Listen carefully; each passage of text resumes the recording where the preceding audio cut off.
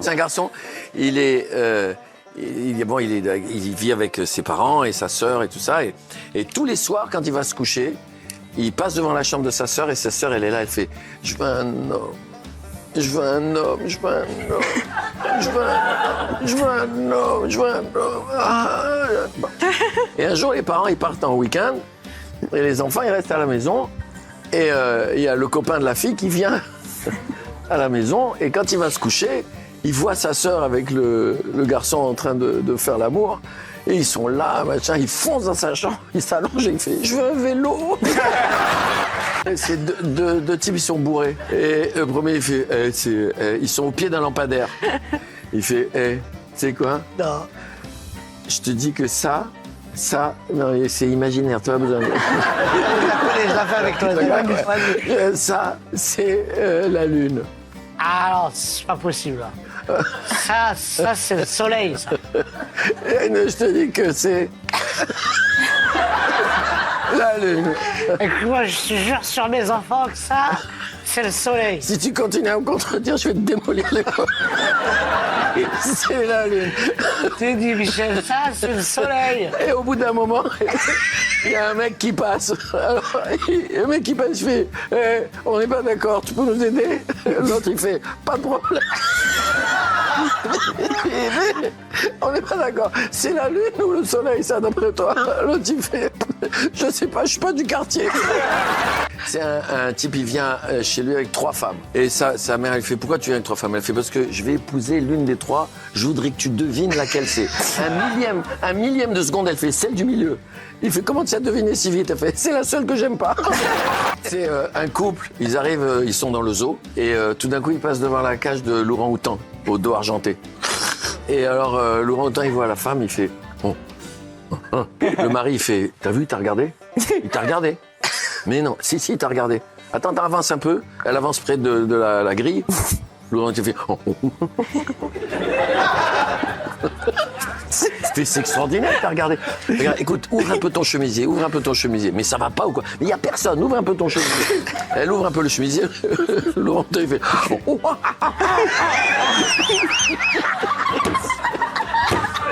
Il dit c'est extraordinaire, je te jure, c'est formidable. Regarde, non, mais ouvre complètement le chemisier. Mais non, t'es fou, il y a du monde. Non, il y a personne, ouvre le chemisier. Elle ouvre le chemisier. L'orang-outan fait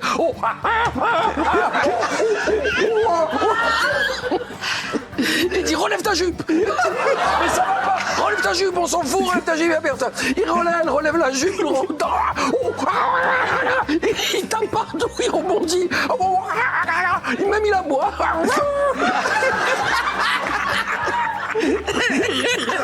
C'est le seul orang-outan qui aboie. Il ouvre la cage, il prend sa femme, il la jette dans la cage, il lui dit maintenant, explique-lui que tu as la migraine. C'est Boudère. Il rentre dans une bibliothèque et il fait bonjour. Je voudrais un coca, un hamburger et des frites. La bonne femme lui fait monsieur Boudère, on est dans une bibliothèque. Ah pardon, alors je voudrais. Il y a un mec, il marche le long de la plage et il y a une bouteille qui arrive rejetée par la mer. Il prend la bouteille, il y a un génie qui sort. Il fait tu m'as sauvé. Attends, pardon. Ouais. Tu m'as sauvé. Tu m'as sauvé. Qu'est-ce que tu veux ? Donne-moi un vœu. Et le type, il sort une carte de France. Et il dit, tu vois, ça, c'est la France. C'est mon pays. Ce que j'aimerais, c'est que la France, ce soit le monde entier. Que tout le monde entier soit la France. Pour certains, c'est un cauchemar, mais pour lui, c'est un rêve. Il fait, montre-moi la carte. Ouais. Il fait, tu sais, je suis pas un génie génial. Ouais. Je suis un génie de 2e catégorie. Tiens, pas une autre... Elle est très misogyne, cette histoire. Et tiens, pas un autre vœu. Il fait, oui, il n'y a pas de problème, un autre vœu. Tiens, regarde, il sort la photo de sa femme, il fait, regarde, tu vois, ce que j'aimerais. Ça, c'est ma femme. Ce que j'aimerais, c'est qu'elle soit comme ci, comme ça, et qu'elle arrête de m'énerver. Dis-moi la photo. Il regarde la photo, il fait, redonne-moi la carte. C'est dans un film. Et il y a le metteur en scène et ils font sauter un fort, un château fort. Ils ont mis les charges et tout partout. Et il a 50 caméras. Il fait attention, bah on va tourner. annonce, première caméra, deuxième, tac, 51, clac, clac, clac. Attention, ça va sauter. Attention, action. Pum, crash, château fort, il explose. C'est magnifique, coupé, c'est magnifique. Caméra 1. Alors moi, caméra 1, j'ai pas entendu. Mais quand j'ai entendu, j'ai actionné la caméra, ça a tourné, mais il avait déjà sauté. Fait caméra 2. Alors nous, on a un problème d'enchaînement. Mon Dieu. Sur la deuxième caméra, c'est ça, la pellicule la batterie. Caméra 3, c'est pas grave. Alors nous, on a une panne de batterie. Et toutes les caméras comme ça. Il arrive à la 50e, il est en larmes, le metteur en scène. Je dis, j'en peux plus. S'il vous plaît, dis-moi quelque chose. T'es la dernière caméra. Dis-moi quelque chose. Il fait, c'est quand vous voulez. C'est un couple. Ils sont à l'hôpital et la femme est dans le lit. Elle est très mal. Elle est très très mal. Et son mari, là, il adore et tout ça. Et elle dit, mon amour, viens, il faut que je te demande quelque chose. Il fait tout ce que tu veux, ma chérie, tout ce que tu veux. Il s'approche comme ça, elle lui dit, je t'en supplie, fais-moi l'amour encore une fois, une dernière fois. Il fait, mais ça va pas ou quoi, on est à l'hôpital, t'es avec des perfs, tes machins, tout ça, ça va pas. Elle fait, je t'en supplie, fais-moi l'amour une dernière fois, je t'en supplie, fais-moi l'amour. Bon, il prend la chaise, il bloque la porte. Il fait, on y va.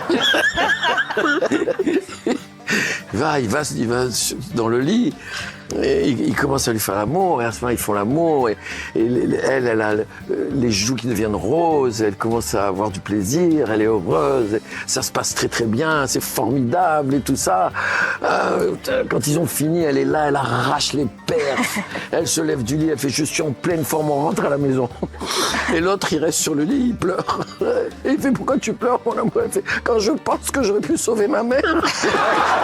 C'est un type qui rentre dans une église ou une synagogue, on va dire une synagogue parce que c'est plus proche de moi. Et il voit un type dans la synagogue et il lui dit, vous êtes le shemesh. Le shemesh, dans une synagogue, c'est comme le bedeau dans une église, d'accord? Il fait, vous êtes le shemesh? Il fait, moi le shemesh. Il fait, moi le bedeau, tu prends pour un con quoi? Tu veux que je te tape sur l'épaule? Il fait, je suis au-dessus du bedeau, du shemesh. Il fait, ah pardon, vous êtes le rabbin? Il fait, tu sais quoi? Tu regarde-moi bien, je vais te mettre une claque, je vais te démonter la tête, ok? Je suis au-dessus du rabbin. Ah, pardon. Tu es le rabbin de toute la ville. Il fait, tu sais quoi? Je ne te parle plus à toi. Tu m'intéresses pas, sors d'ici, je vais te tuer. Il fait, ah pardon, je suis au-dessus de tout le rabbin de toute la ville. Quoi, vous êtes le rabbin de tout le pays? Il fait, j'en peux plus de toi, va-t'en, je suis au-dessus du rabbin de tout le pays. À la fin, l'autre, il fait quoi? Tu es Dieu? Il fait, je vais te frapper, je vais te tuer. Je suis au-dessus de Dieu. Mais monsieur, au-dessus de Dieu, il n'y a rien. Voilà ce que je suis. Il y a un restaurateur, il a un cheval. Le cheval, il pleure toute la journée. Il n'en peut plus, le restaurateur. Il met une pancarte, fait celui qui arrive à faire rire mon cheval, je lui paye à bouffer pendant 1 an. Il y a un mec qui arrive, puis il y a plein de mecs qui essayent, évidemment, personne n'a rien. Le cheval, il est en dépression, il pleure toute la journée. Il y a un petit qui arrive, prend le cheval, il s'enferme dans la pièce à côté, et il ressort au bout de 5 minutes. Le cheval, il meurt de rire. Et il est comme ça, il se tape les sabots comme ça. Il tape sur l'épaule des autres. Et il rigole, il meurt de rire. Et il meurt de rire toute la journée, chaque fois que le petit rentre pour bouffer parce qu'il a gagné. Et il le regarde, il meurt de rire, il le fait comme ça, il rigole. Le restaurateur, il en a marre. Et il dit au petit, écoute, si tu arrives à le refaire pleurer, je préfère comme il était avant. Vraiment, refais-le pleurer.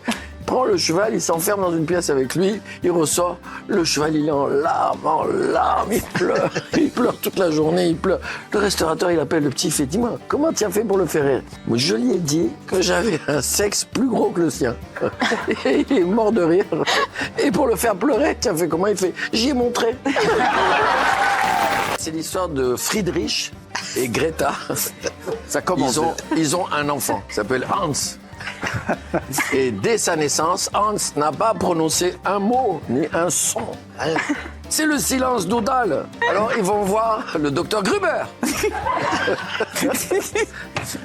le pédiatre. Le docteur Gruber examine l'enfant, il dit cet enfant est formidable, il n'a aucun défaut. Il repart. Et Hans, maintenant, a 2 ans. Il n'a toujours pas prononcé un mot. Rien, ni aucun son. Alors, Friedrich et Greta vont voir le docteur Gruber. Ils disent, c'est anormal. Comment ça s'est fait? Je fais bien l'accent allemand. Comment ça se fait qu'il n'a pas prononcé un mot? Le docteur Gruber examine l'enfant, il fait « Cet enfant est dans une fourme !» En fourme. Il n'a aucun défaut. Un de ça, 3 ans et demi. Il n'a toujours pas prononcé un mot. Ni un son, ni un zon. Ils vont voir le docteur Gruber. Le docteur Gruber fait « J'en ai marre. Cet enfant est formidable.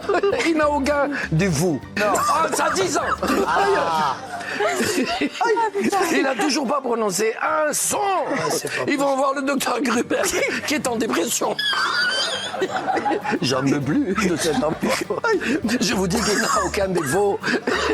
C'est une merveille des merveilles. Il est super fin. Il veut plus le voir, l'enfant. Il en peut plus. Il en peut plus de Hans. Et finalement, c'est mercredi. Le jour de la soupe de topinambour. Friedrich amène l'assiette à Hans. Hans prend sa cueillère et il prend la soupe de topinambour. Il porte la cueillère à sa bouche et il pose la cueillère et il fait « Ça manque des ailes ». Friedrich est esbobby. J'adore ce mot. Il est esbobby. Il l'appelle Greta, Greta. Hans a parlé, Hans a parlé. Il fait, mais comment ça s'est fait que tu parles maintenant? Ça fait des années qu'on attend ça. Qu'est-ce qui se passe? Il les regarde et il fait, jusqu'ici, tout était impeccable.